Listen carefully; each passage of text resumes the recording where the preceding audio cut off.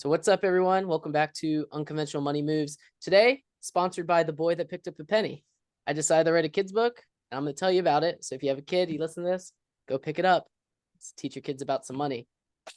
And today I got someone else that could teach you about money. Got Alan Stewart with us today. He got in the real estate.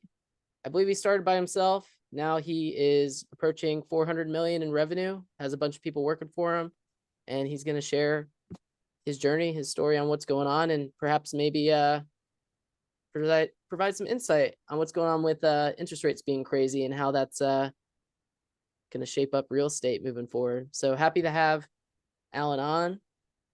And has that been impacting you guys at all with inflation rates and interest rates in terms of growth, or is it just like, bad real estate agents complain about everything?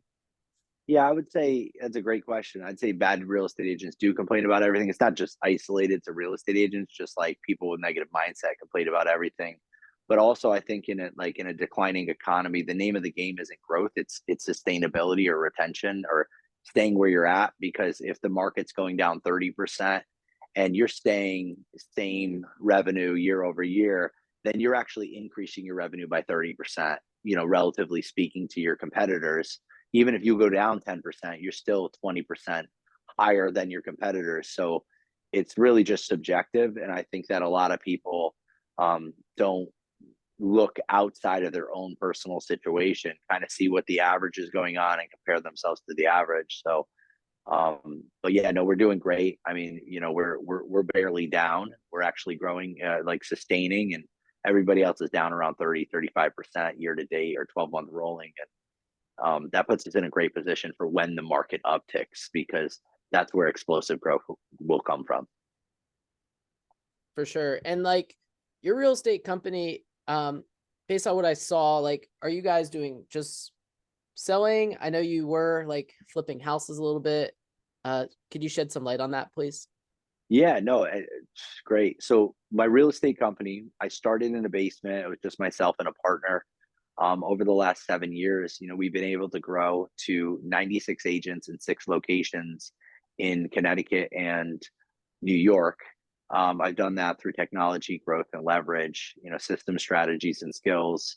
And we do a lot of residential, some commercial, but what we are is we're essentially a one-stop shop, an ecosystem. We do the lending. We also do insurance, and and we have a strong affiliate for the attorney. So we own the lending, the insurance, and the real estate. And then, yes, we also, I develop properties. I do about 30 flips a year. And then I own a couple of doors and assets, several million in assets where it's passive income. So it started in a basement. Paint that picture for me. What's going on there? Yeah. I mean, I could tell you a little bit about how I got into it. I feel like that may paint the picture a little bit. Yeah, let's turn back the clocks a little bit. Nice. So before I was in real estate, I was actually in the fitness industry, and started at minimum wage, handing out passes on the side of the road. And my job was to hand out free 3 to 7 day trials to get people into the door. And, I came up with this concept of, hey, let's put a stamp with my name on it, my phone number on it, see if I can drive some of the traffic to me rather than to the door, because that made me get me inside rather than outside, because the sales guys inside are the ones making all the money. So people started calling me, and I started going in and doing showings around that. And I started developing my sales skills. And one day I sat with my now partner, but then just kind of an associate or a friend of a friend. And he was, exploring the options of getting himself into fitness, but swore up and down, I'm not going to sign up. I'm not going to sign up.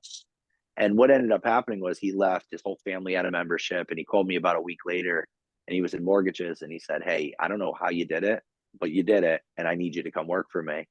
And I was unhappy with what I was doing, because I was trading time for money. And I know that's not an equation to get wealthy. So I said, I appreciate the opportunity that you're bestowing upon me, but I'm going to respectfully decline it, because I don't want to trade my desk for your desk. And I am going to quit my job, even though I was progressively climbing up the corporate ladder. Next step was like VP by that time. And he's like, okay, fine. If you won't work for me, I want to introduce you to somebody. And he introduced me to my original mentor when I got into real estate. His name is Michael Barbaro. And I was supposed to sit with Michael for about 20 minutes, but it ended up sitting with him at a Starbucks for about 2 hours. And it was very clear to me that he knew more about his industry and his profession than anybody I've ever met. And he had something what I wanted, and that was experience and explosive growth. And so I went and quit my job that day. They made me stay 30 days rather than 2 weeks. And then before you know it, I was making less than minimum wage, working for experience, getting into real estate. And then very quickly, I found out that I had a child on the way. So I went off and started my own company with my now partner, and it was out of a basement. And we used to lead clients through a Bilco door in the back of a commercial space to a semi-finished basement. And it was, looking back, it was a little creepy, and I can't believe anybody signed with us, but we grew from there. Yeah. When was that? What year? Just to get an Uh, idea. so I got licensed in April of 2015, and we started the company January 5th of 2016. Gotcha. So you got in at like a really good time, because by that time people pretty much forgot about like real estate basically imploding. Rates, I think at that time were like less than 4%. They still went down a little bit more during that time. But obviously, like that was like a sweet time to get into real estate, because attempting to get in now, if you're just starting out, I'm not sure if that would even be doable just based on timing, because a lot of it comes down to timing and being in the right place, right time, right opportunity. Um, I mean, I agree and disagree a little bit because I have plenty of. I onboarded, I think, like 27 agents in the last 60 days, and a lot of them are brand new, and they're starting off and they're very successful. I wasn't as financially sophisticated back then, but I think rates were in the mid fours, and I believe that um, what I believe what was happening with the climate of the market was there were more sellers than buyers. So, a lot of people were not closing a lot of business, and it's because the buyers had such an abundant choice. They didn't know how to create some type of urgency where buyers would make a decision. So a lot of people were not actually going into contract, and sales were probably around 5 million units across the country a year, and that's a pretty neutral market. So it wasn't like a bull market, it wasn't a bear market. It was, yeah, it was a good time, but I feel like any time's a good time as long as you have the right mindset. Yeah, for sure. I mean, disagreeing, there's probably a lot of people that have that poor mindset. So when things get tough, like they give up. However, I feel like you said you want to disagree, because when you're in the basement, like a hacker, maybe like a hacker down in the basement per se. Come down, come to my dungeon. Yeah, come down to the dungeon. Probably, and correct me if I'm wrong. You seem to have created a system that's repeatable that allows to set people up for success, rather than some mortgage companies are like, come in, go find a deal and help me make more money. So like you've created a system that people can follow. How did you come up with that system down in the dungeon? Yeah, no, that's a great question. I mean, because I think we're on the podcast talking about money and unconventional ways to get it, right? And I, by the way, I love your book. Can I see the cover of that again? I mean, I think it's so Yeah, important. The boy that picked up a penny. I mean, I have a 7-year-old. I'd love to get a copy of that. Tell me where I can order that because I'll send you one as a thank you. all right, thanks. That would be great because I think I was raised where, money wasn't a subject of discussion. So I really try to intentionally introduce that to my son as early as possible so he can have a concept of money. And but so because once you have a concept of something, then you can create a system around it. You need to have an understanding of it first, right? Because if we don't have an understanding of something, then we're gonna have fear around it. And I feel like most people's approach towards money or income, it's coming from a place of ignorance. And when we have ignorance, we have fear. And when we have fear, we either fight, flight, or freeze, and when you start to give yourself permission to fail or start to understand things and know that I'm not going to understand this right away. It's not going to come easy. Then you can develop systems around it. And to answer your question, the systems first started around sales, my individual sales, and then what were the best practices? What are my best use for time? And then what's not my best use of time? Like where by best use of time, where are my skills best practiced? And then how can I make enough money to start delegating the strategies and then create a duplicatable process for them so that way I can pay these people to do this. And then once I got to a capacity by myself, that's when we started indoctrinating new people and building out the brokerage rather than just building out my individual sales. Yeah, that's totally the point a lot of people miss. And this is a conversation I had with my wife Roxanne. I was like, listen, we have a choice here. I could hire people to help me with some things, and we're gonna have a little bit less money, but I'll be more present and I'll have more time. So eventually the money will compound, the growth will compound, and more money will show up. And a lot of people are like, I'm making a lot, spend a lot, versus like, I'm making some, how do I buy back my time rather than how do I use my time to just get more money? Because I mean, you can make a ton of money and work all day, every day, work super hard, but then you end up being that old person in the future who's doing what they want. They're like, man, like I wasted so much time doing something I didn't need to be doing. And that's like a regret you definitely don't want to have. I agree. And going back to your children's book, honestly, knowing the why behind it all, and I commend you and your wife for having those conversations, because a lot of times people don't even have those within the household and come to a fundamental understanding, right? And what you're thinking longevity, and you're introducing her to a concept of longevity.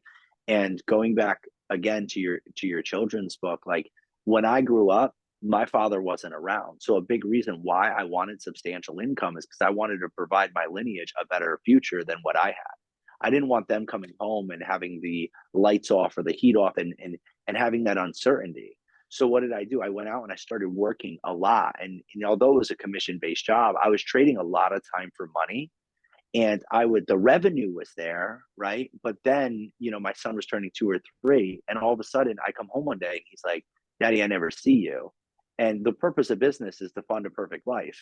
And I can have as much money as I want, but it's like, why do I have it? And that's what you're talking about with your wife. So I had to then develop more systems around that to make sure that not only that the income is there to create a better future for him and myself, but also that I'm present there as a father, because that's the whole point for me, at least.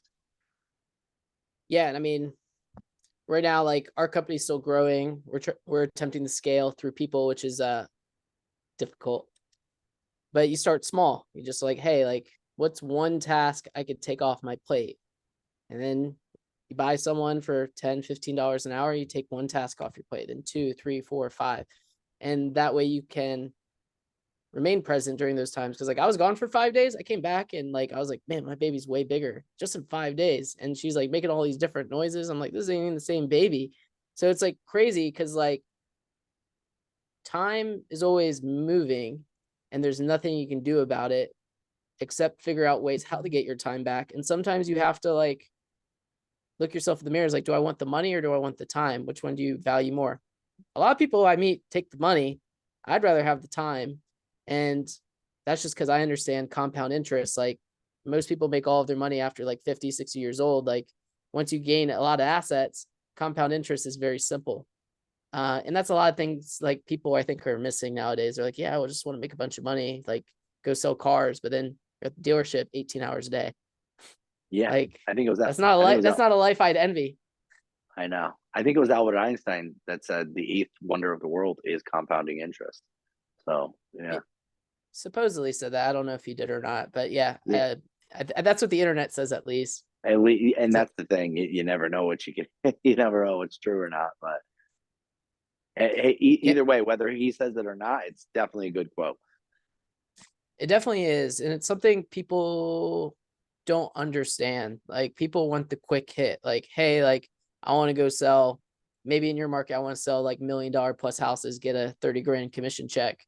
But You sell something, now you got to go sell it again, do it again. So how have you taken something that is a transactional business and turned it into a recurring revenue stream to grow over the course of time?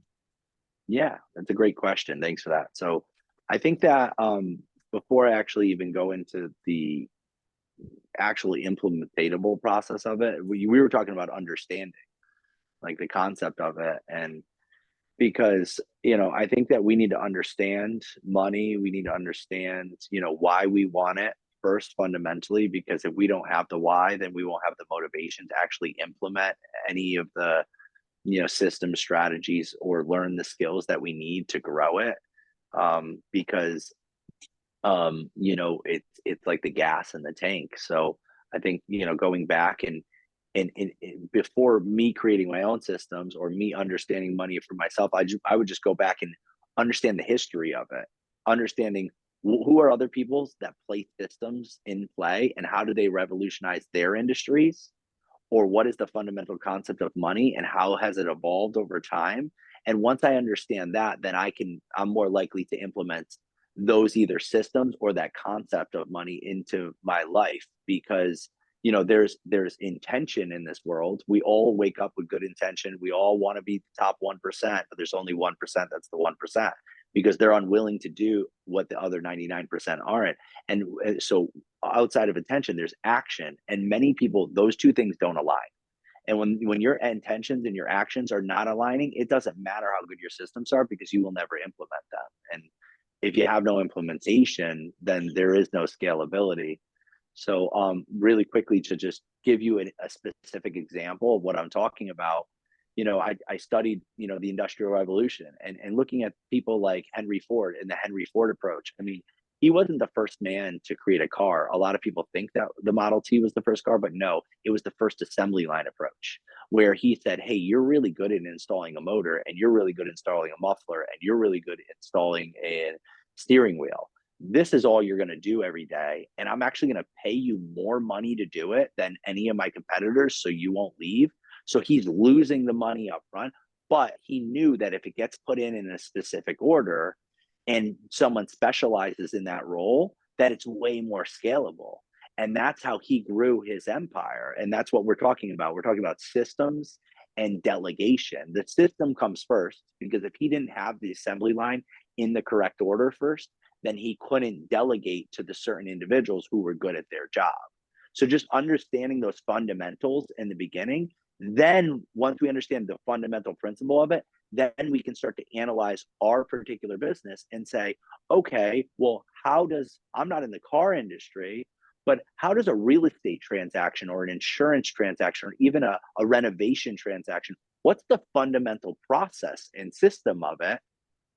Let me put it on paper so it's duplicatable. And then once I start generating, I'm doing this process over and over again. Now I can identify where in this process is my best use of time and who's my secondary. And then once I generate more and process more revenue through the funnel, then where's my third delegation, my third hire. So that kind of, clears it No, up, that at was, least on a. yeah. And I don't believe a lot of people understand, even know what scaling means. It's just a term people throw out there. I remember talking that, yeah, it's a buzzword. It's like, oh, we're scaling our company through acquisitions of this, blah, blah, blah. None of that means anything if you don't know what it actually means. I used to explain to someone, I was like, you know what the key to making money is? Not making money. And they couldn't understand what that means. They didn't understand what that means. I was like, the key to making money is not making money. They don't understand, like, listen, you can make $1 billion a year. At the end of it, you do your taxes, you're at a 0% tax rate. So how do you figure out ways to use the game, use the system in order to keep as much money as possible, as well as scaling is just taking out time from the equation completely. So taking that out of the equation, like, how do you take time out? If you have unlimited time, then you can make as much as you want and do as much as you want. Mm-hmm.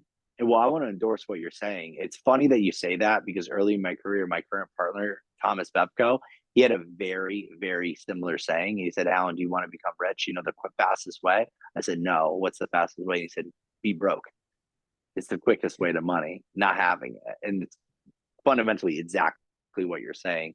And what we're talking about is first the mindset behind it. Like, you know, and again, I keep reverting back to the why, because the why is the everything. But like when it comes to money, we need to understand that money isn't like dollar bills. It's fundamentally it's energy. It's stored energy within that and the dollar bill is just a barometer of how much stored energy it is. And I'll give you a quick example. You know, if I'm sitting with someone, regardless of how much I make, if I say, hey, you know, I really am hungry, can you run down to the cafeteria for me? I'll give you $20, so I can continue to be on this podcast. And if that's enough stored energy to for that person to get up and exert their energy, go down there, buy me lunch, bring it back, and set it up on the table for me, they'll say yes.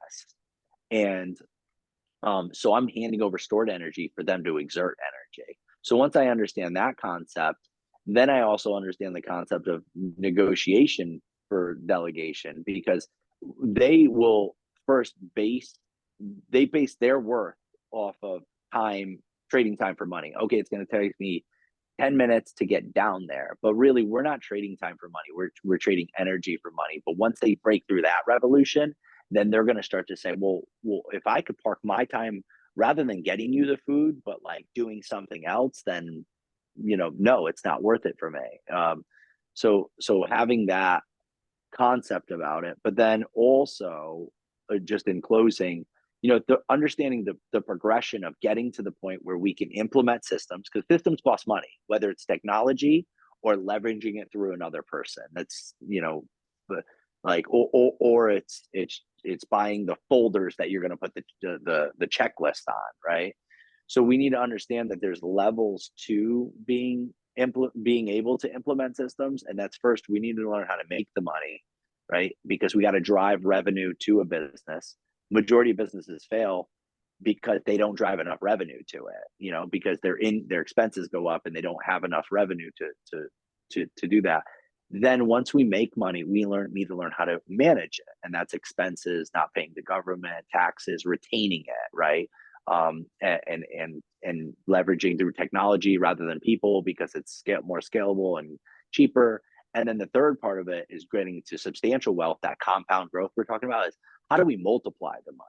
And multiplying it is through hiring people rather than softwares, or investing in assets rather than, but understanding that there are levels, making, managing, multiplying, because everyone wants to just go from making to multiplying, and they don't take that progressive growth. And if you don't take progressive growth, then you don't have sustainable growth, because easy come, easy go type thing. Yeah, you gave me a couple ideas off of that. So like, hey man, if you want to pay me 20, so let's just say, hey, you give me $20 every day, I'll get you lunch. Because you know what I would do? This is the way I operate. It's like, all right, you give me 20 bucks, I'll go get it for you. I'm gonna hop on my phone. I'm going to Uber Eats. I'm gonna see the delivery fees $15. I'm gonna pay them 15. I'm gonna keep 5, and I'm just gonna sit here. And I love it. But you're approaching it unconventionally, because we're trained as a society to not approach it that way. We're trained almost to say, okay, give me the 20 and I'll go do it, and not look for that, delegating that task and taking the spread, brokering the deal out pretty much. Yeah, and that's where a lot of people mess up. And then on your other comment about studying the Industrial Revolution, funny story, I took this class. This guy was a consultant for the Fed, old dude. Name's like Don Schlagenhoff. I'll never forget his name. Don Schlagenhoff. Old dude, like didn't care what he looked like. He walks in one day, he just like looks at the class and he's like slams his hand on the table. He's just like, everyone thought Bill was great. Talk about Bill Clinton. He's like, Bill was busy doing other things. And everyone's just looking at him like, what are you talking about? He goes, well, because of the internet, it didn't matter who the president was because of productivity. So if you increase productivity, you are going to move the whole economy forward. And that's what's happening now with AI is I can go out, you pay me $20, I go on Uber, I don't even leave my seat, I made a free $5. Arbitrage opportunity, free money. How do you make free money? And through AI, that's going to be like the next step is speeding up the process, speeding up this process, speeding up the process. And with ChatGPT, when I wrote the original book I showed you, I did it by myself. I just sat there, I wrote it in like 20 minutes. Now I can go in ChatGPT. I could write something myself and I pop it in there. I could write 10 children's book in an afternoon. Mm-hmm. And it'll be good. They will be really good. And they'll all be Yeah. original because it's, you have to put your thoughts into it. It's not just like, oh, like I use the tool and I become rich. You have to know how to use the tools and use the tools to your advantage. Otherwise, you end up being that person who, doesn't even know how to turn on a phone. And you don't want to be that person in the future. So like, those are the sort of things you're doing with your real estate company that's a little bit different? Yeah, 100%. All of my companies, we definitely try to be resourceful. If you'll note, like earlier when we were talking about the concept of scaling, right? I think of scaling a business through either skills, systems, or strategies. And skills is what we're talking about right now because you're being very resourceful. You're utilizing the open marketplace on Uber Eats to kind of, well, you have the mindset to even to fundamentally think about it in out of the box. And then you're leveraging an open marketplace like Uber Eats and saying, hey, Alan, give me that 20. I'll find someone to do it for 15. I'll broker the deal and just take the 5. So that's a mindset thing right there. That's a skill called resourcefulness or open-mindedness, right? And we, like, if we want to make money, the first place we need to invest before we invest in assets, like whether they're paper assets or real assets, we should be investing in ourselves and finding these fundamental skills like reliability, resourcefulness, the ability to sell, the ability to lead, the ability to be observant. I mean, the list goes on and on. And for each different profession or niche, different skills are required. But yeah, and first we develop that, and then we start looking into, because we're talking about ChatGPT or AI. You can't even use that if you're not a good prompter, right? And prompters require fundamental thinking, right? Like you need to have some serious rational thinking that's very specific. For example, anyone could go on ChatGPT and say, write me a children's book, right? But it's different than saying, I am a young adult looking to write a children's book for the age group of 5 to 7 year olds, specifically about the fundamentals of money, teaching them the historical importance of it and how they can implement it in their daily life from now until 5th grade, right? And those are two different directions, whether it's ChatGPT or just leading regular people. It's being very specific, and that's a skill, and that's how you can delegate into the system, or that's a strategy. It's a skill and a strategy to delegate into the system. And in this reference, the AI is the system that you're trying to leverage. Well, breaking it down even further, like on the system, since you're a man of systems, how do you put the prompt in the ChatGPT? Mm-hmm. So to be completely honest, I don't want to speak to anything that I'm not an expert in, because I originally started ChatGPT, let's say last January when it started popping off, or a little before. Like I was a more early adopter, but I realized right away, hey, this is not my best use of time. I could perfect it and become a great prompter. But instead, what I did is I had employees that are way more detail oriented and way more patient than me, because I realized in my prompting skills, it would spit back something and I didn't like it. So I'd have to adjust the prompt, and that's not my strength. So I sent one of my assistants through like a prompting course so they can become really good at it. So now they're my prompter, and I pay them more than any other company would pay them, and I've invested in them also. So they're like an expert prompter, to the point where, if you go to my Instagram page, I mean, not all the videos are the best quality because I'm not leveraging my video genius, Alex Dominguez, here as much as I should be, hopefully soon to be, because he's impeccable at what he does, but you'll notice that we're cranking out so many videos and it's not taking that much effort from me because I run 3 other companies. So you know, along, you know, again, I don't want to speak to something that like I'm not an expert in, but you know, So your prompter, uh, how does the prompter put in the chat GPT? They gotta what? know how to type, right? Yes. Oh, okay. All right. Yeah. Fundamentally, break it down to the basics. They got to know how to So type. like Yeah. now, you know, most people are just on phones or iPads. So the skill of typing is like kind of a lost art. Like you used to have to take typing like on a actual typewriter in order to write things. Now people are getting away from that. So like one of the things I like tell people about kids, like, hey, like you need to teach your kids how to type. Because the faster you Mm-hmm. can type, the faster you can put in the chat GPT, and then the faster you can get those prompts. Mm-hmm. You know, little things like that, little skills like people like don't really think about. It's like, you know, like why should I be good at typing? It's like, well, I kind of need to, especially Yeah. now with like such a powerful resource of AI. It's pretty because it's not doing voice. Maybe it is now. I don't know. But who wants to talk all day? I don't want to talk all day. It's No, exhausting. I do it already, and my jaw. It's why I got a jawline like this. It just friggin' every night. It's a lot of pain. Are they still learning typing? So I'm my son's only in second grade. I'm actually excited to because I remember that. Remember when we used to? I mean we seem to be the same age, but you used to go through a typing course and they used to time you, and it would be like words per minute or characters per minute or something like that when we were young. Yeah, I'm 30. How old am I? 33. So Yeah. I had typing class and like it would be like a game. It's like how fast can you type? And then you go Mm-hmm. home, you hop on like AOL Instant Messenger and you like message all your friends because there was no phones. So you'd have to type it all out. So yeah, I mean, I don't know if they're still doing that in school or not. But that's definitely something to separate yourself from the competition. I agree. Yeah. Again, hyper focusing on those skills. What skill is the most important?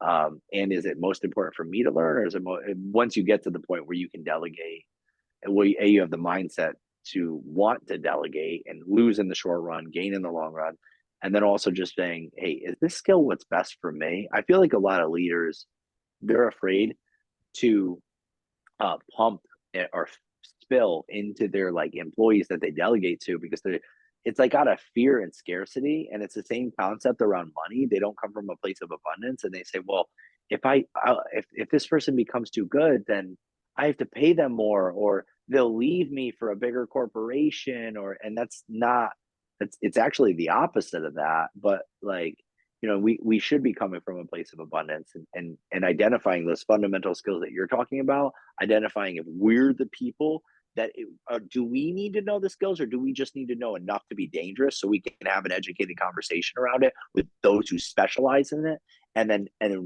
who are we going to like fill this into, and how are we going to treat them really good so we have retention, and then we have that Einstein compounded growth. Yeah. And I mean, going back to like money is like money is debt. And a lot of people don't understand that. It's a promissory note. It's a promise to pay. That's why like you've seen not companies, countries like I don't know if this is right, but like Ecuador is like, oh, we're gonna do like cryptocurrency instead because like our currency is so bad. But the dollar is like super strong right now, which is actually like not great because the dollar is super strong and actually affects other economies. But that's like a whole different conversation. And it's basically a dollar is not even worth a dollar. A dollar is like worth a quarter. And like, what was the phrase that everyone used to use? You know, if I only had $1 million. A million. Oh, yeah, I was just gonna say $1 million. Yeah. But what's $1 million worth? Like maybe 50 years ago, it was a lot of money. Now it's worth much, much less. And $100 million really only gives you probably like $50,000 of income. I think I was watching, and I don't know if how accurate this is, but I was watching a podcast the other day, and it was about money, and I think they said over the last 2 years, a dollar's worth 17 cents less over just 2 years. You know, and also, I think we need to be, you know, and I love this conversation that we're having right now because the dollar is super strong, but like, how artificial is that? Because there are companies like, you know, Colombia or Ecuador or something where they're using the dollar, but they're freezing the banks, and they're not allowing their own. They have some of our dollars, right? And but they're not allowing their people to take out more than a certain amount or take out anything. And naturally, if it's not flowing in those other countries, it's going to artificially inflate the worth of the dollar.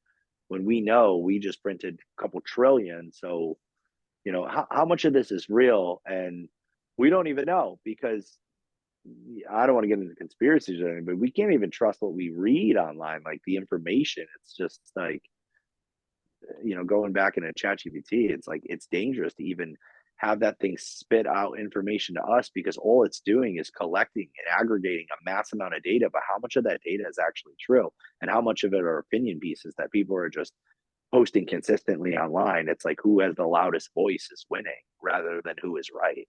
So I mean, that's typically what it comes down to. I mean, in business, it's marketing. It's like on social media, like if you have the most dollars, you can get your message out to the most amount of people.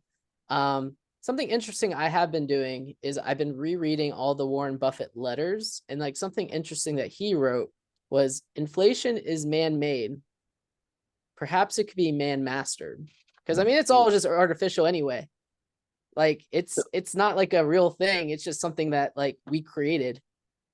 that's why I love conversations like these, Josh. So you're gonna have to put me on to not just your book, but the Warren Buffett letters, because honestly, I'm not even up on those, and I feel like that's something that I would love to learn about. I mean, the same shit keeps happening. It repeats. It's a cycle. So like COVID, Pattern. like 100 years before was the Spanish flu. My grandfather had a polio scare in the 1950s. So I mean, about every 50 to 75 years, there's a correction. There's some sort of event that happens that people aren't aware of. But I mean, like it's gonna happen again. It's probably not gonna happen for a while, but it will happen again. It's just things are always progressing. Like the flu is always getting stronger. People are always people are getting taller. People have more money than they ever have because they keep printing it and they keep printing Mhm. it, which also causes the value of the dollar to decrease. So if you don't have the skills and things of that nature to increase your income, you're gonna end up being that person who complains about the price of air.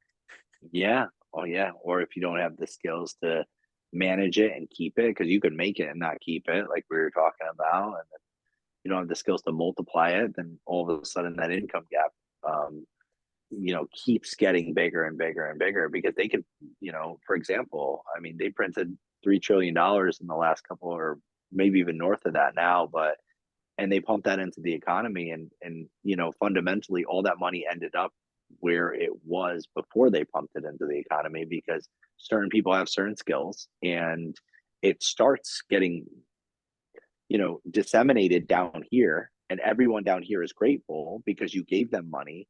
But because they don't have the skills and the right approach or even the fundamental like mindset around it, it ends up back here because these people are approaching it in a certain way. And the only way you get from down here to up here is to increase not just your skill set, but your educate yourself and start to learn what these people know and what they don't know. And then you that's the capability gap. You're bridging the capability gap where then you can change your family tree and your lineage. And the only way in closing to do that is exactly what you're talking about, is identifying patterns. Like everything is cyclical. And you mentioned COVID to the Spanish flu. I mean, it's the same things with the civil rights to the Civil War to what's going on today. It's all cyclical. That's why bell bottoms come back every 20 years or so on women. And it's everything. The way one thing operates is the way that everything operates. We need to get good at identifying patterns and identifying which patterns are good, which patterns are not. Because once we can be, and what does that take? That takes the skill of being observant, right? We're going back to skills. But once we identify patterns, and then we can identify, I like this pattern. I want to endorse it and keep it going and double down on it. I don't like this pattern. And then people try to drop this pattern. But what they don't understand is you need to replace one pattern with the next. Because the thing about patterns, the pattern about patterns is there's always a pattern. So rather than dropping a pattern, what pattern can I replace it with? Because you don't just drop a pattern, you always have to replace it. That's why smokers give up smoking and they end up eating and they gain 20 pounds. It's not there. It's not because cigarettes make you not gain as much weight. It's because your oral fixation is breathing in, toxicated air rather than ingesting calories. And we just need to identify that pattern and say, okay, I'm going to give up smoking right now, but I'm going to switch it with something else so I don't end up putting on 20 pounds. Yeah. Go to the gym, running, something else. Yeah. Yeah. I mean, I remember one time before Uber, I had like a cab driver. He's like, yeah, man, like, and this is when Uber like first came out. He's like, yeah, I would just pick up people at the airport, drive them ever. I was making like over $100,000 a year. Like, that's pretty good money. But then something like Uber comes along, that person's out of business 100%. And you got to make sure, like, hey, if you don't come from money, you got to get your hands on as much money as fast as possible. But then once you get enough that you need to then to figure out what that next step's going to be. Otherwise, something's going to come along and, outsource your position. And then you're just sitting there like, I don't know what to do.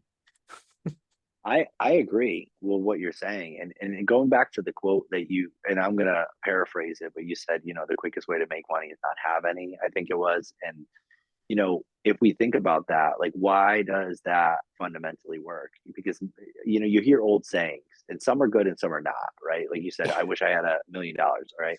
That's, whatever. But a lot of people say, well, it takes money to make money.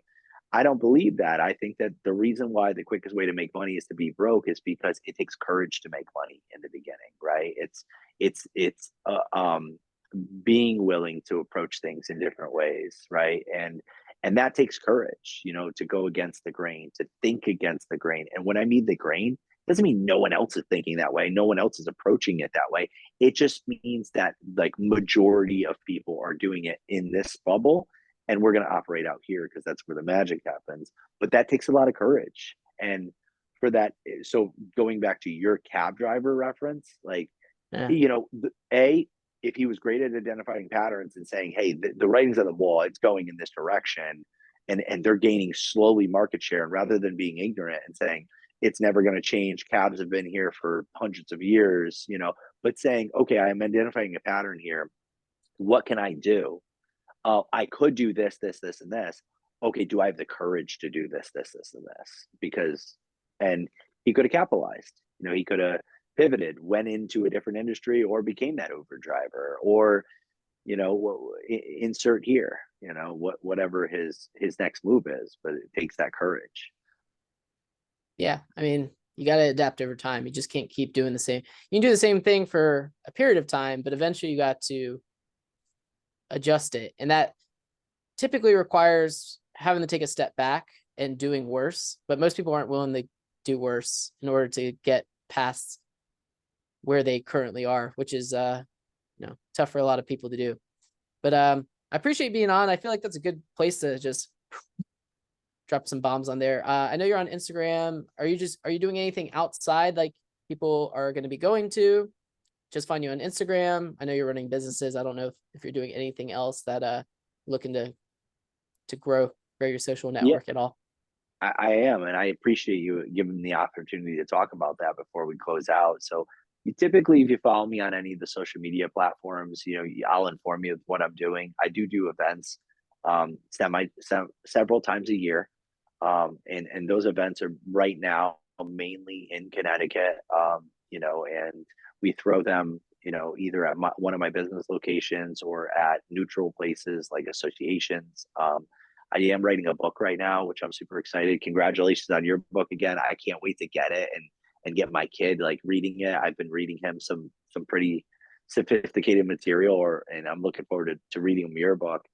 And my book is it's called Becoming More or Be More, and more stands for Master of Real Estate, and it's fundamental system strategies and skills that you can develop to start your sales business, grow it and maintain it, whether you're new or seasoned. And it's not just it's specific to real estate, but it's fundamentally operating principles to where you can implement it in any industry. And that should be dropping around May of 2024. Yeah, so go find Alan. It's just Alan Stewart Jr. Yeah, Find him. get the book. If you're in real estate, hit him up. That's all I did. I just sent him a message, sent him a link. He's like, here's my number. And then here we are. So you just got to get started. Appreciate you having on, and we'll see everyone next time. Bye, guys. Bye, John.